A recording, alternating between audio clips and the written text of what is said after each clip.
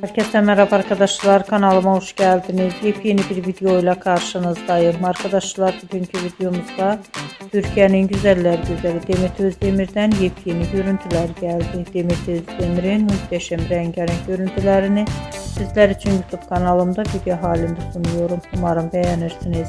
Arkadaşlar, videomu beğendiyseniz kanalımı izlemeyi ve bildirim butonuna basmayı unutmayın. Şimdilik benden bu kadar olsun. Yeni videomuzda görüşmek üzere. Hoşça kalın.